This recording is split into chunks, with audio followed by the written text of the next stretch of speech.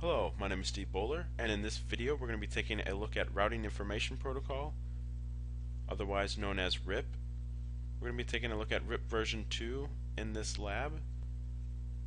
Specifically within RIP version 2, we are going to be taking a look at how to tune RIP version 2 timers over non-broadcast networks, and then we're also going to look at triggered updates.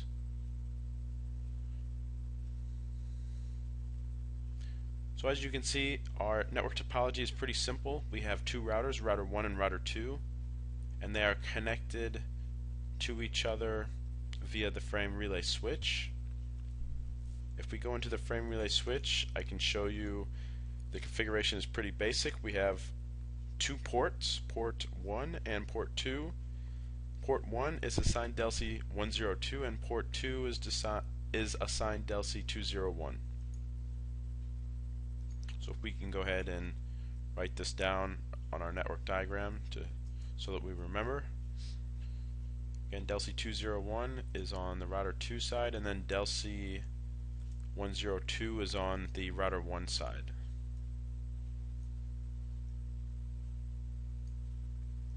So again, this is the RIP version 2 domain, which includes router 1 and router 2, and the IP address connecting, or the subnet mask connecting router 1 and 2 is the 172.16.12.0/24 subnet.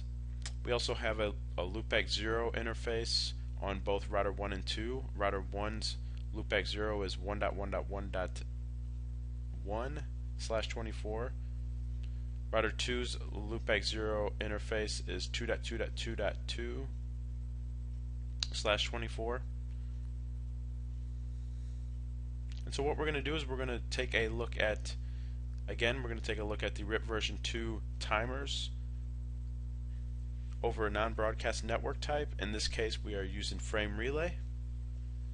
And then we're going to end the lab looking at RIP version 2 triggered updates.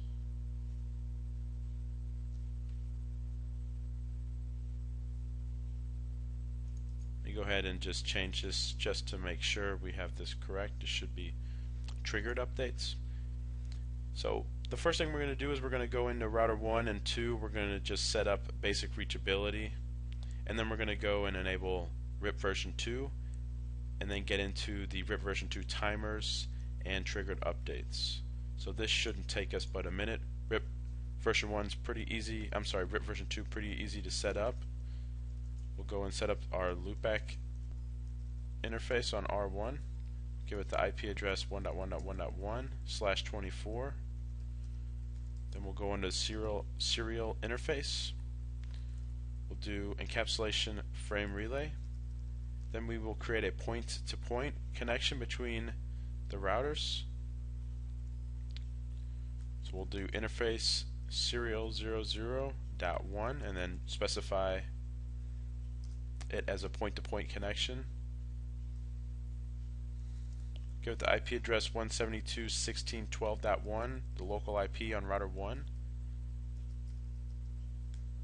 And then we will go back to the physical interface serial 00 and do a no shut. Next we'll go under router RIP. We'll do no auto summary. Then we're going to do version 2. Then we're going to advertise our networks into RIP, which is the 2 network and the 172.16 network. So that is it. Router 1 should be the initial configuration of router 1 is done. Let's go to router 2 and get it set up as well. Again, we're going to do interface loopback 0 on router 2. Give it the IP address 2.2.2.2 with the /24 subnet mask. Also, we're going to go into the serial 00 interface. We're going to specify frame relay encapsulation.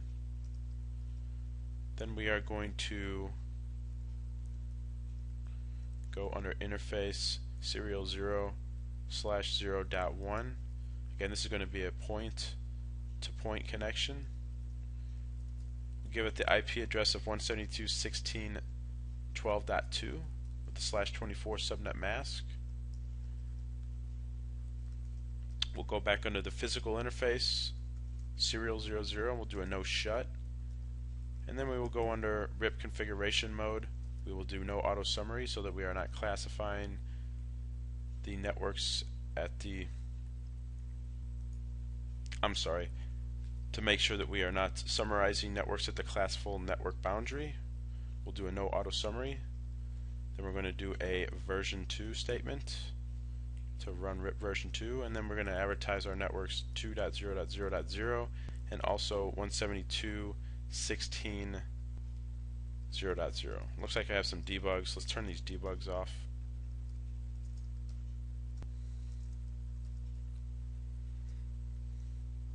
I might have left those on there from earlier.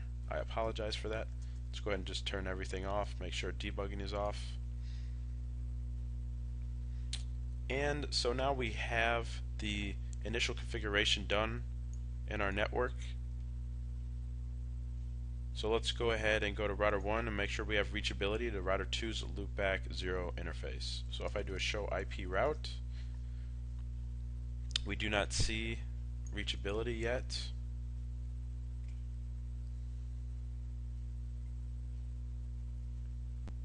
So let's go ahead and see what might be causing issues. We'll do a show IP protocols on router 1.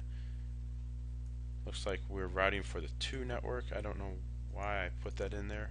Let's go to router 2 and do a show IP protocols. Okay, so you were probably wondering when I set up RIP why I advertised the 2 network in from router 1's configuration. So I apologize for that. Had a brain fart there, so let's go ahead and do a router RIP.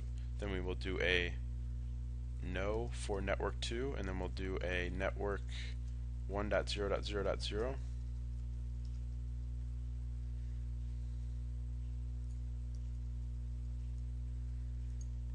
So now if I do a show IP protocols, I am routing for the 1 network and also the 172.16 network. On router 2, if I do a show IP route, again, we don't see any networks in the routing table as of right now.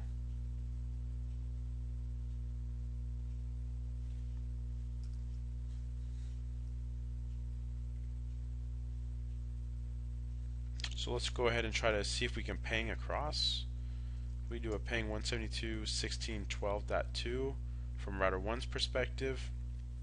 Looks like we have an issue, and I know exactly what the issue is. If we do a show run, and what you might be thinking as well, if you have figured out the problem already, that's very good. The problem is under the sub interfaces we didn't specify our frame relay interface delc command to map our local delc. So what we need to do is go under interface serial 00.1 on R1, do the command frame relay interface delc 102. Again, that's the local delc from router 1's perspective. And then we also have to do the same thing on router 2. If I do a show run interface serial 00.1, you can see that I left out the delc statement, so we have layer 2 issues right now. Again, if we do a show frame relay map, don't have any frame relay mappings. Let's go ahead and go under interface serial 00.1. We'll do the command frame relay interface delc 201. That's the local delc connecting router 2 to the frame relay switch. So now that that is configured, we will give our frame relay network time to propagate this information, and we should be up momentarily.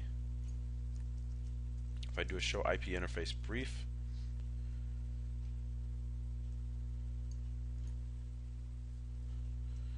let's do a show frame relay map. You can see that our delc is now active. See if we can ping across. So if we do a 172.16.12.2, we can now see that we have reachability. So now if I do a show IP route on router 1, we are receiving the RIP route from router 2 for the 2 network, which is the loopback0 interface. So now that we have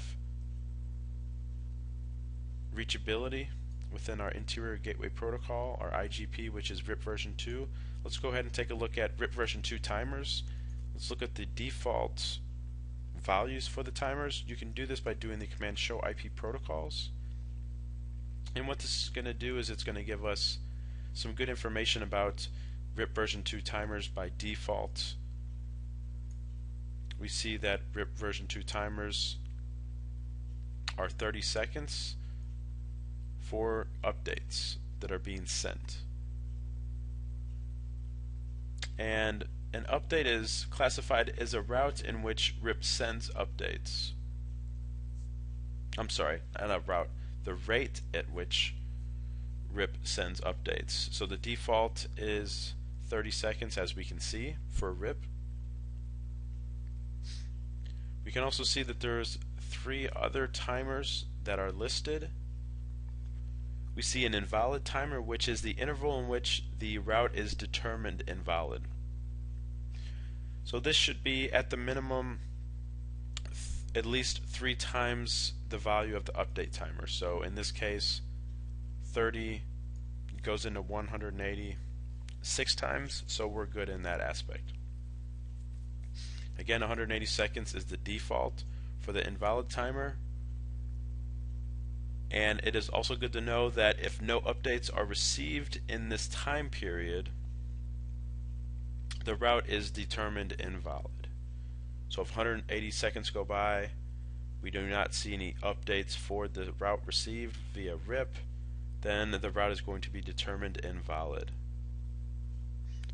And we will see it marked as inaccessible and unreachable.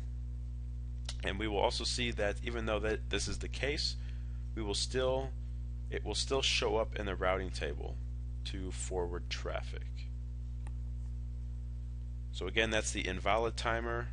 The hold down timer is the timer in which the router will not believe any new updates regarding these routes. So this is used within RIP to improve the stability in the routing table.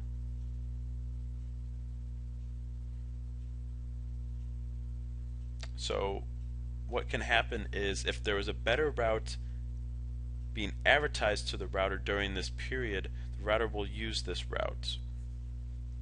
So say we have a hop count of 10 to reach the 2 network from router 1's perspective, and that route goes into its hold down period. If there is a route from another router to get to the 2 network with a hop count that is less than 10, then router 1 will use that route. So as you can see, this is to create stability within the RIP network. So if this network is flapping, the hold down timer is there to protect this route for stability reasons.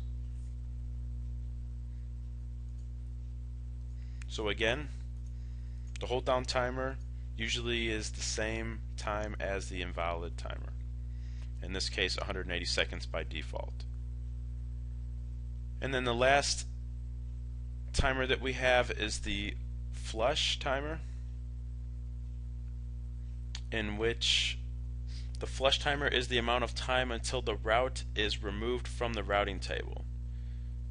So by default and by best practice, this should be greater than the invalid timer for obvious reasons. And the default for this, the flush timer, is 240 seconds.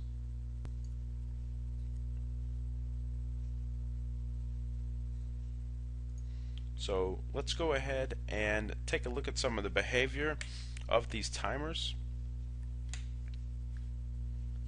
So what we're going to do is we're going to just run some debugs on router 1. We'll do a debug IP routing, and then we'll also do a debug IP RIP. And what we should see with these debugs on router 1 is we should see RIP sending updates.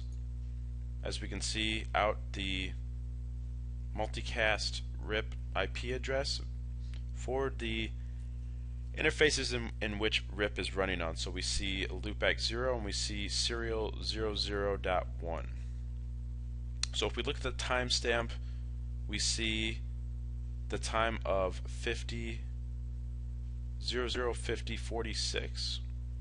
So we should see the next version 2 update out serial 00.1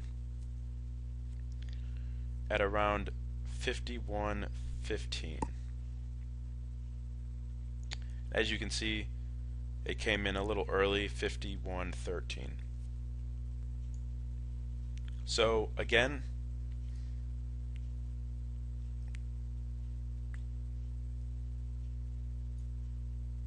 (5113) was when we sent the update out of serial 01. The time we did before that was 5046, so not at exactly 30 seconds.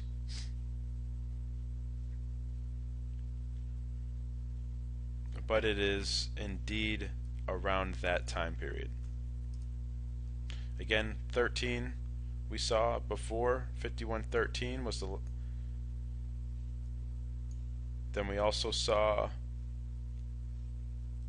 here 5113, and then we saw 5142.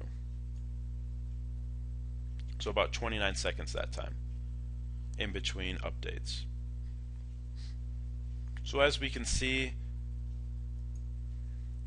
even though this might not seem like a lot of traffic being passed over the frame relay network, a lot of these updates can take up some bandwidth, especially if you're dealing with fractional T1 circuits and lower bandwidth circuits. You don't want all this routing information congesting your non-broadcast network or your frame relay network type.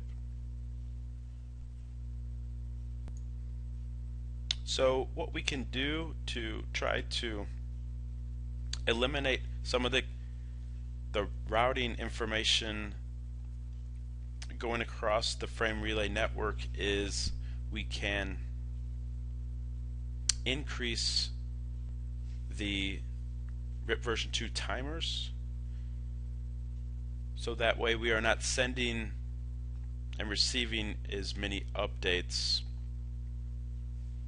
as we are by default.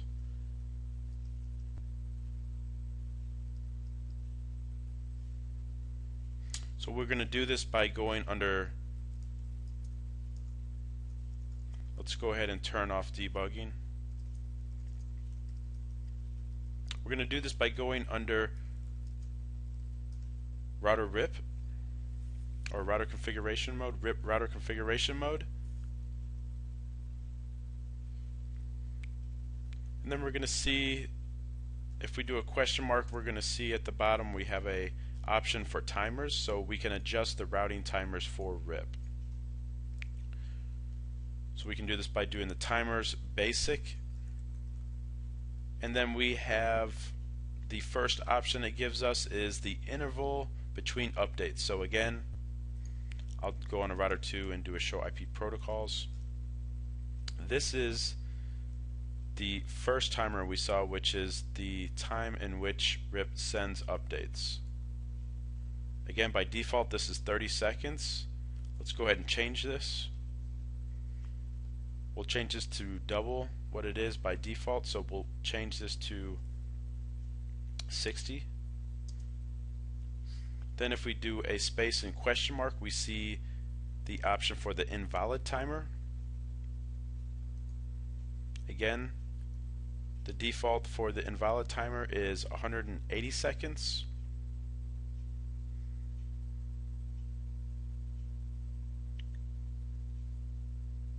Let's go ahead and change that as well.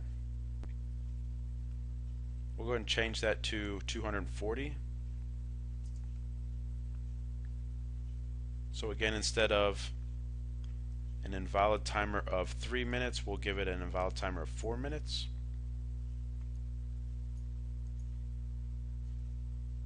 Or actually, you know what? We can leave it as 180 because that is, again, 3 times the update timer. So we should be good with that. The big picture here, the big key is the updates. So if we're sending updates instead of every 30 seconds, every 60 seconds, we can see that a lot of that traffic that we saw with our debug will be suppressed. Again, our hold down timer is next. If we do a question mark, we can see that. We're going to give that also the same value as the invalid timer. And then if we look at the next timer, we're going to see the flush timer. So we're going to go ahead and give the flush timer, the default was 240. We'll go ahead and leave it at 240 as well. So again, really the only timer that we changed was the hello timer, but we should see significant change in the amount of traffic going over the frame relay network and over the point-to-point interfaces in this scenario. Again, you can go a lot higher than 60 seconds or 1 minute, but to prove the concept in this lab, I don't want to take all of your time and your whole day in proving the concept. So we're just going to leave it at 60, 180, 180, and 240. Again, if we hit spacebar and question, we have a sleep timer. We're not going to go over that in this lab. So we'll just leave, those are the basic timers. So we'll go ahead and hit enter.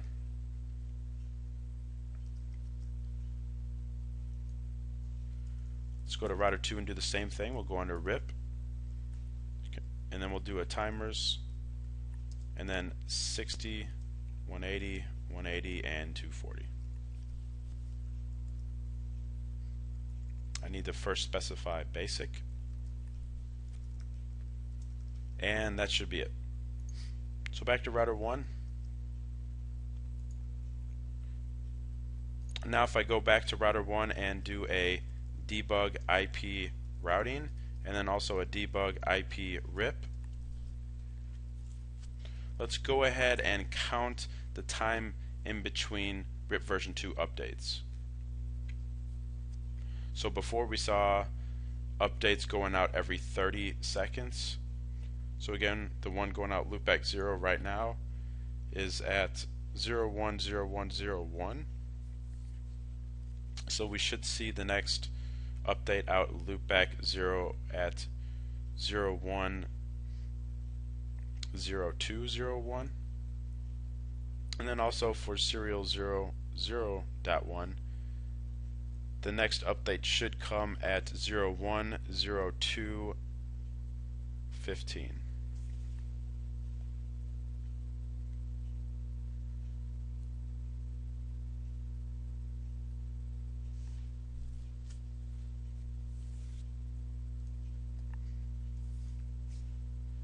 So what we see is we are also seeing updates. Again, this isn't sent. These are updates sent from our neighbor, which is router 2. So don't mind this. This is just an update that we have received from router 2. Okay, and what we can see is that at 010200 we sent the next update to, out loopback 0. Again, the first time was 010101. So about 1 minute in between those updates. And then the next one we saw was out serial 0.1. Remember, the first one we saw was 010115, and the next one we saw was 010215. So exactly 1 minute between updates.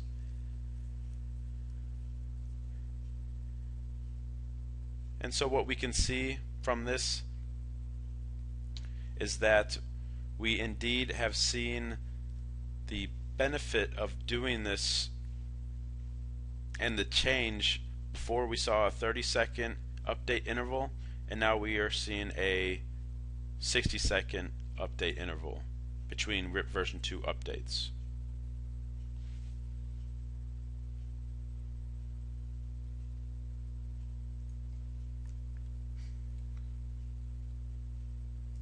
So now let's go ahead, and what I'm going to do is I'm going to go passive on router 2. So I'm going to do the command passive interface, then serial 00.1. And so what I'm going to do is, if I do go on a router 1 and do a show IP route, you can see that my last update received was about a half of a minute ago for the 2 network. So we're going to monitor this route and just see exactly what happens with the timers and give you guys some good information on what all is going on. So again, if I do a show IP route, we see that we have reached the 1 minute mark and we are not seeing an update from our neighbor.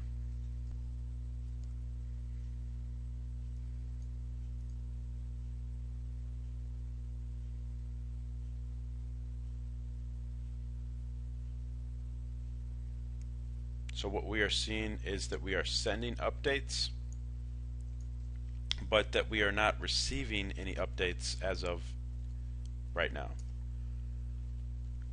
Again, before this is the last time we received an update from our neighbor, which is router 2 for the 2 network. So before we saw this never go past 1 minute. Again, that's because our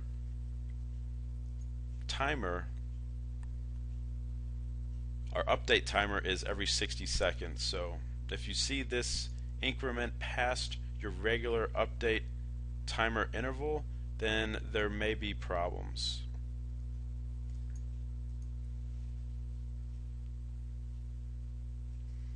Again, we are just sending updates and not receiving any updates from router 2. So it appears now that we are at 2 minutes and 23 seconds since our last update. Again, if we do a show IP protocols on router 1, this route should go invalid in another 20 seconds or so. Again, our last update, again by show IP protocols command, we could see was 2 minutes and almost 2 minutes and 40 seconds ago. So this route should go invalid very soon. And as we can see, we do indeed see that with our RIP and routing debugging going on. We see the route is being deleted. We are seeing now that we have no route, and we are entering the hold down period.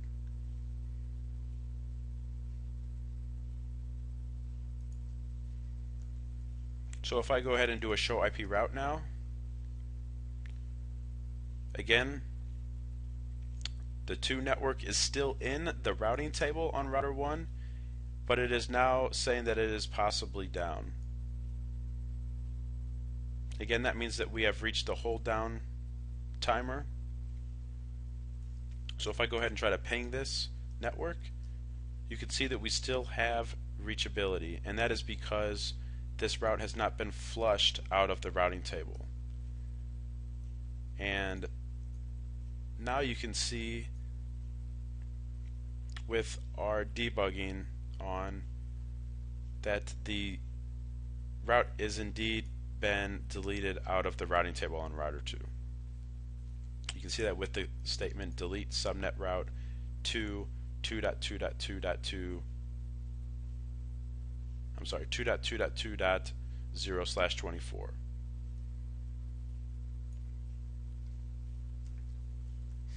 So now if I do a show IP route on router 1, we can see that the route is no longer in the routing table on router 1, and that means of course that we cannot ping it. So the flush timer has been exceeded with no updates being received in this time period. Again, that's because we went passive on router 2. So we are not sending any updates from router 2 to router 1.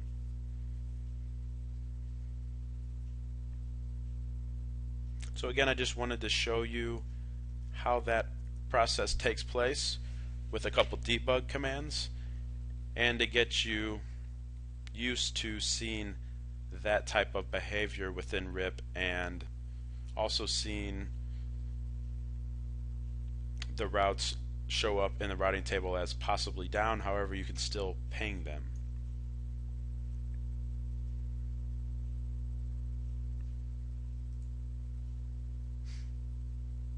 Okay, so the next thing that I want to do in this lab is the last thing, and that is to show you the concept of triggered updates within RIP. So let's go back to router 2. We'll take off the passive interface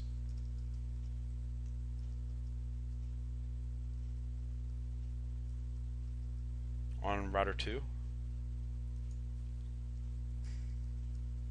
So now once I took out passive interface, if I do a show IP route with the debug still on, you can see that we are receiving updates now from router 2, and that we have added into the routing table the 2 network. So now if I do a show IP route, you see that I have reachability and that I can ping the network.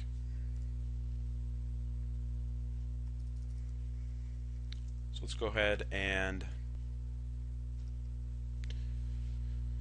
go over triggered updates. What we're going to see with triggered updates is that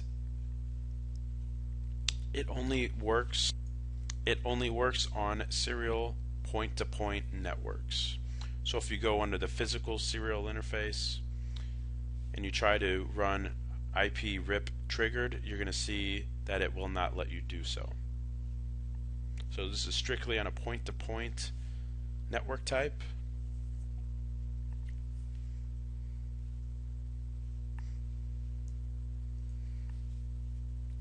And what I'm going to show you, let's go ahead on router 2. This has to be done on both ends of the connection of the point-to-point network. Let's go to router 2 and we'll go under interface serial 00, and we'll do the command IP RIP and then do a space and question mark. You see that we can enable RFC 2091 triggered RIP. So that's what we're going to go ahead and enable. We'll do IP RIP triggered.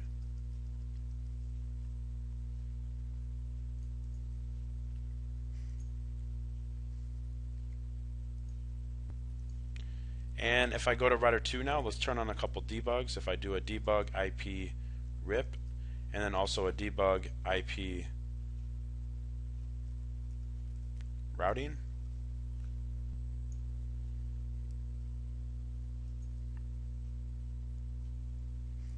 you can see that I'm still receiving updates from router 1. Let's go to router 1 and enable RIP triggered on it. So we'll go interface serial 00,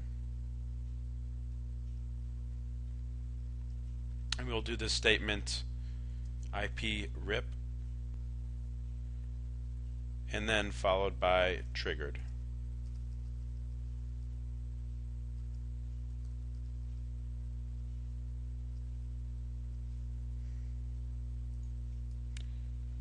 So if I do a show IP route on both of the routers, you can see the last time I received an update from router 1.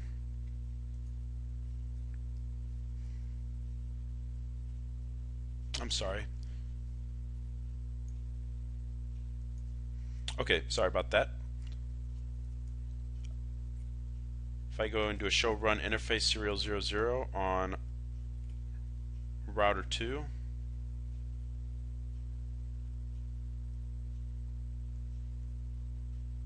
we can see that, let's go show run interface serial 00.1.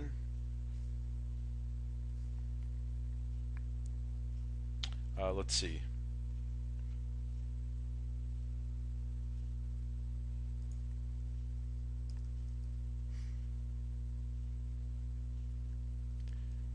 As you can see, when I went under serial 00 and did IPRIP triggered, now if I do a show run interface serial 00 on router 1, you can see that it did not take that command. Same thing on router 2. And you can see that we are still sending and receiving updates on both routers. So again, we have to do this under the point-to-point connection, and that is the only way it is going to work. So let's go under interface serial 00.1 and we'll do the command IPRIP triggered. And what you are seeing is that we are sending triggered requests, but we are seeing on router 1, we are seeing invalid triggered header. So this usually means that one side is set for IPRIP triggered and the other is not. As we can tell, if we do a show run interface serial 00.1 on router 1, we do not have IPRIP triggered being set up under the interface. Also, what you might have seen is that we have IPRIP advertised, and this is the update timer. So again, when we went under the timers basic under RIP configuration mode and changed the update timer to 60, that is why we now see the IPRIP advertised 60 statement under the interface. Again, this is the update timer that it's showing. So let's go ahead and fix this issue that we are having. One side is set to triggered and one is not. Let's go under router 1 under interface serial 00.1 and we'll do the statement IPRIP triggered.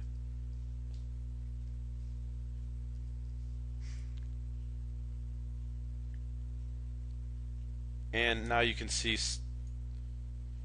we are sending and receiving triggered flush updates, and what you should see from now on is pretty much nothing. And that is the beauty of RIP triggered. It will not send any updates unless something happens. So what we should see, if I do a show IP route on both routers, I'll do this just to prove the concept. We see that the last updates from our neighbors, again from router 1, the last update we had from router 2 was over 36 seconds ago. Again, we set the updates timer to 60, so we should see an update.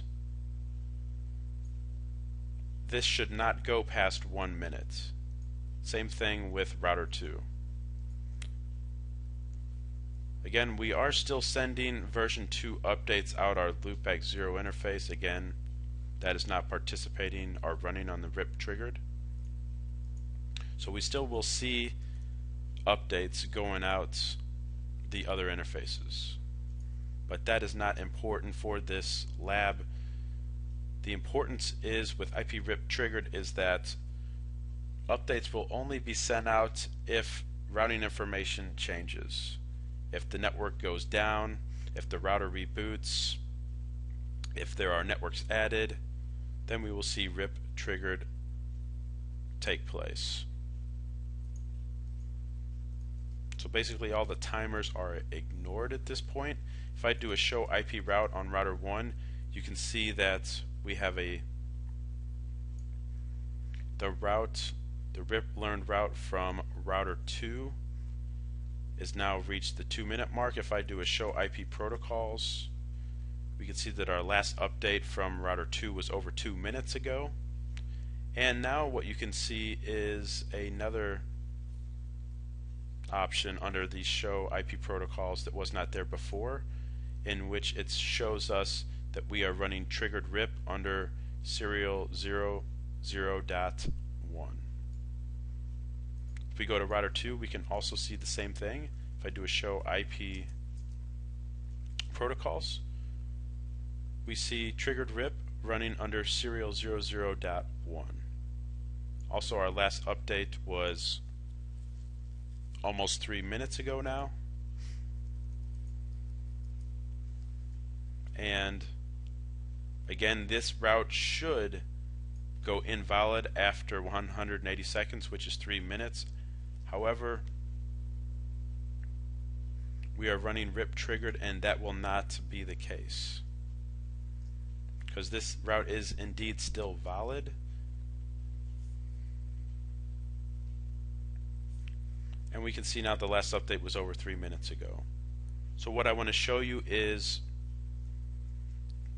the beauty of RIP triggered. If we go into router 2 and do an interface, we'll create a new loopback interface, call it loopback 10.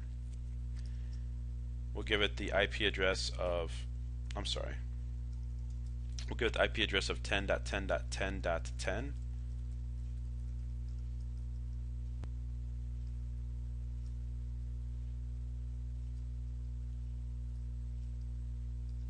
And then we'll go under router RIP and we'll advertise the 10 network into RIP. So again, we haven't seen any updates from our neighbor in a very long time. From router 1's perspective, we haven't seen an update from serial 00.1 in over 4 minutes. So I'm going to go ahead and advertise network 10 under router 2. And what we see now is that we have received a version 2 triggered update from router 2. And we can see from our debug IP routing, we are adding to the routing table the 10 network.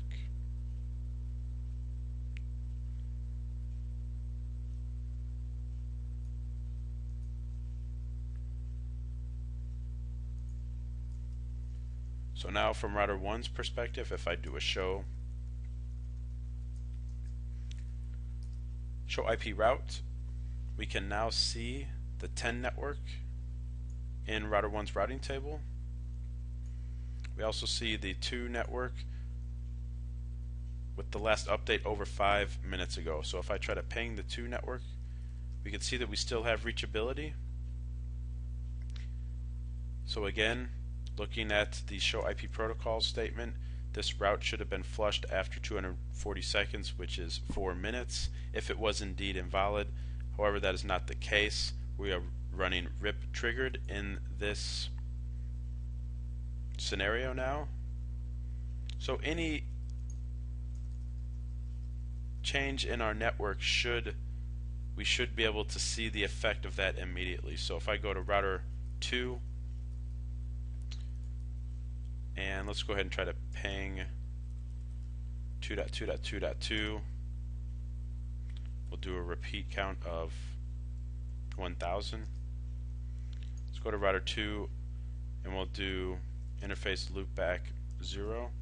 We'll do a no IP address, and what we can see is instantaneously we're getting on deliverables, and we are receiving version 2 triggered updates. For the 2 network, we're seeing it as 16 hops inaccessible, and we are flushing this route out of the routing table on router 2. And as you can see, we are also seeing unreachables. We are unable to complete the ping to the 2 network from router 1.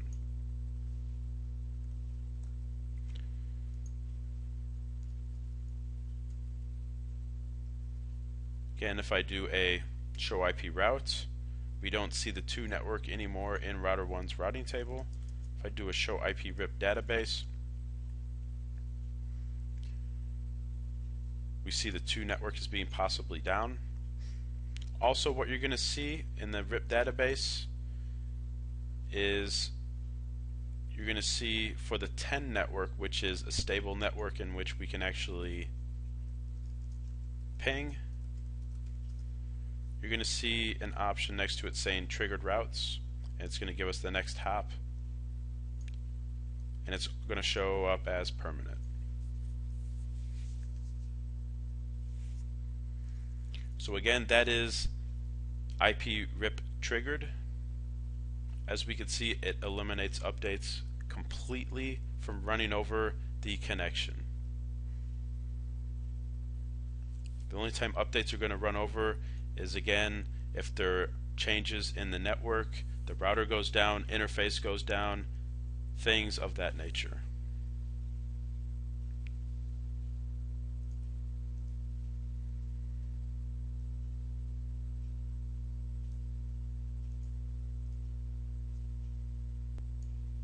So again, that is RIP version 2 Lab 7. We showed you how to tune RIP version 2 timers over the non-broadcast network type of frame relay, and then we ended this lab showing you how to use IP RIP triggered. So I'd like to thank you for watching this video, and I hope to see you in the next one.